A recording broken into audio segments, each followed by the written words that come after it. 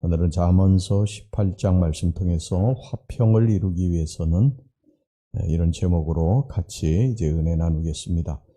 주의 가르침을 받들어서 평안과 화평을 이루기 위해서 우리가 삼가해야 될 행실이 무엇이냐? 오늘 여기 잠언서 18장의 말씀을 통해서 같이 이제 은혜 나누겠습니다. 첫째, 독선적인 분리주의를 삼가해야 된다. 자, 1절 말씀 보겠습니다. 무리에게서 스스로 갈라지는 자는 자기 소욕을 따르는 자라 온갖 참치해를 배척하느니라. 자기 주장만을 내세우며 자신의 주장이 관철되지 않으면 자기가 속한 공동체를 깨뜨리는 자가 있습니다. 이런 사람들은 자신만이 가장 옳다고 또 자신만이 가장 의롭다고 다른 사람들의 주장은 다 틀렸다고 하는 그런 독선을 가지고 있는데, 그래서 상대방의 주장이나 말은 도저히 귀담아 들으려고 하지 않고 자기 의견의 주장만 하는, 그것을 관철시키려고만 하는 그런 사람들입니다. 이런 사람들은 겉으로 보기에는 진리의 파수꾼처럼 보이지만요, 실상은 평화를 깨뜨리는 자들입니다. 이런 자세는 결코 사회나 단체의 화평을 가져다 주지 못합니다. 교회 분열의 주된 원인도요, 결국은 이런 독선주의자들 때문에 오는데, 고린도 교회도 이런 분파주의가 팽배해서 나는 그리스도파다, 나는 베드로파다, 나는 바울파다, 나는 아볼로파다 하면서 서로 용납하지 못하고 자신의 주장만 옳다고 주장해서 이 공동체의 평화를 깨뜨리고 파벌을 조성하고 바울의 마음을 크게 근심하게 했습니다. 내가 주장하는 것이 다 옳을 수는 없어요. 얼마든지 틀릴 수 있습니다. 다른 사람이 주장하는 것이 옳을 수도 있어요. 이것을 우리가 인정하고 받아들여야 됩니다. 진리의 문제가 아닌 한은 유연성을 가지고 자기 주장만 내세우지 말고 공동체의 평화를 위해서 양보하고 배려하고 인정해야 됩니다. 이것이 이제 평안을 이루기 위한 첫 번째 조건입니다. 그 다음에 두 번째는요, 악인의 편을 들지 말아야 된다. 5절 말씀 보겠습니다. 악인을 두둔하는 것과 재판할 때에 의인을 억울하게 하는 것이 선하지 아니하니라. 사람들 분명히 이것이 이제 악인 줄을 아는데, 그 악인 것을 알면서도 그 악을 행하는 사람을 두둔합니다. 그 두둔하는 이유는 대부분 자기의 이익 때문입니다. 저 울질에서 내가 이 사람을 배척할 때 올 불이익을 생각하기 때문이죠. 정치적인 이유, 또 나의 유익을 위한 저 울질.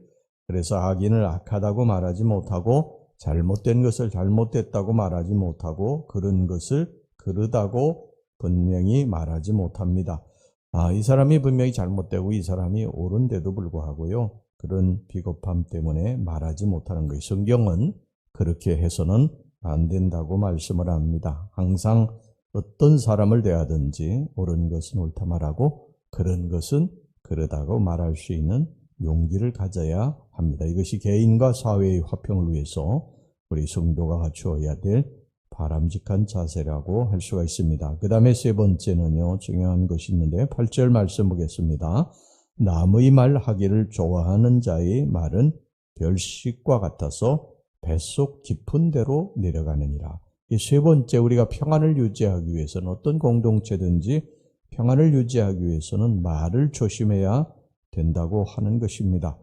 개인과 사회의 화평을 깨뜨리기 쉬운 위험스러운 악덕 가운데 하나가 뭐냐면 남의 말을 하기를 좋아하는 것입니다. 이는 곧 험담, 남의 말 옮기기, 비방, 중상모략, 이런 여러 가지가 있어요. 성도가 정말 조심해야 될 것이, 우리 예수 믿는 사람들이 정말 조심해야 될 것이 말인데, 그래서 성경에도 말에 실수가 없는 자면 온전한 자라 그랬습니다. 그만큼 말을 절제하고 말을 조심하는 것이 어렵다고 하는 것을 우리가 알 수 있죠. 그만큼 말이 중요한 것인데, 말이라고 하는 것이 축복의 통로이기도 하지만요, 잘못하게 되면 저주의 통로가 되기도 하는 것입니다. 비방, 중상모략, 험담, 이것은 누구나 다 잘못된 것임을 알아요. 그런데 우리가 잘못된 것인지 아닌지 그것도 잘 모르고 쉽게 범할 수 있는 게 뭐냐 하면은 말을 옮기는 거예요. 이것은 전혀 의식하지 못하는 사이에 저지르기 쉬운 아주 실수입니다. 이로 인해 가지고 말이라고 하는 것이 한 단계만 건너뛰게 되면 굉장히 부풀어 오릅니다. 이게 확대되게 돼 있어요. 누구의 이 입을 통하든지 그것이 점점 고양이가 나중에 보면 호랑이가 되어 있고 그렇게 확대되어 있습니다. 그래서 말을 옮기는 것을 항상 조심해야 됩니다. 근데 이 말이라고 하는 것이 잘못하면 불필요한 오해를 사고 심할 경우 교회의 화평을 깨뜨리고 불화를 가져오게 되는 것입니다. 그래서 우리 예수 믿는 사람들은요, 항상 기도해야 될 것이 있어요. 내 입술에 하나님 파수꾼을 세워주시옵소서. 오늘 한 날도 하나님 내 입에 파수꾼을 세우시고 내가 말을 하는데 항상 삼가 조심하게 해주시옵소서. 그렇게 기도해야 어디서나 우리가 사랑받고 인정을 받고 또 공동체의 화평을 도모하는 그런 사람들이 될 줄로 믿습니다.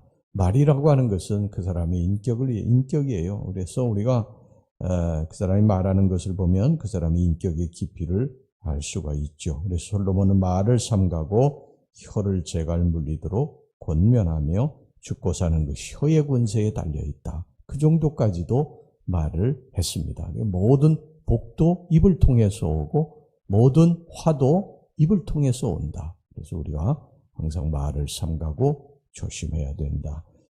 그래야 우리가 어디서든 공동체의 화평을 도모할 수 있다. 이것을 항상 기억하시기를 바랍니다. 그 다음에 이제 마지막으로 네 번째 뭐냐면요. 19절 말씀 보겠습니다. 노엽게 한 형제와 화목하기가 견고한 성을 취하기보다 어려운즉 이러한 다툼은 산성 문빗장 같으니라. 이 형제를 노엽게 하지 말아야 된다. 그래야 공동체를 우리가 유지할 수가 있다.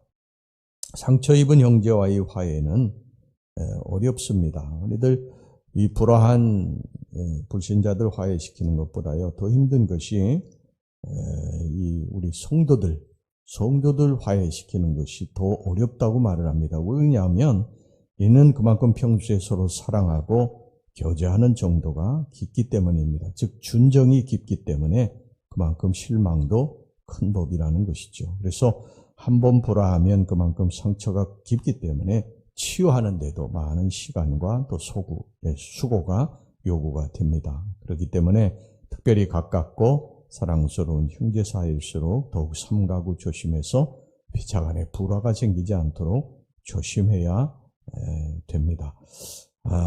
여러분 사람은 사람과 더불어 사는 것이죠. 그래서 사람들을 통해서 우리들이 위로도 받고 또 사랑도 받고 기쁨도 받습니다. 그런데 아이러니컬하게도 사람 때문에 또 상처를 받고 고통을 겪어요. 그러므로 우리가 가까운 사람일수록 예의를 지키고 조심해야 됩니다. 그렇지 않으면 엄청난 상실감과 배신감을 느끼고 또 상처를 받게 될 것입니다. 사람은 사랑의 대상이에요. 우리가 사랑하면 그만이지 내가 이만큼 사랑했으니까 또 그 사랑이 올 것이다.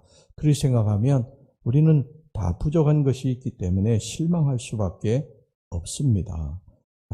오직 주만 바라보고 의지하고 우리가 주 뜻대로 살아가게 될 때 우리는 이 평화의 공동체 언제나 화평을 이루는 그러한 성도들이 될 줄로 믿습니다. 네, 기도하겠습니다. 하나님 아버지, 우리가 평안을 이루기 위해서는 어떻게 해야 될 것인가 하는 것을 이 솔로몬이 잠언서 18장에서 우리들에게 말씀했습니다. 우리가 분리주의를 삼가해야 된다. 나만 옳다고 하는 주장을 그치고 상대방도 옳다고 하는 것을 인정해야 된다. 그 다음에 우리가 악인의 편을 들어서는 안 된다. 내 이익을 저울질해서 늘 악인의 편, 내 이익이 되는 그런 편을 들어서는 안 된다. 그리고 우리가 말을 조심하고 형제를 노엽게 해서는 안 된다. 오늘 이 주신 말씀 붙들고 우리가 어디서나 공동체의 평안을 가져오는 평화의 사도들이 되게 주시옵소서. 예수님의 이름으로 기도하옵나이다. 아멘.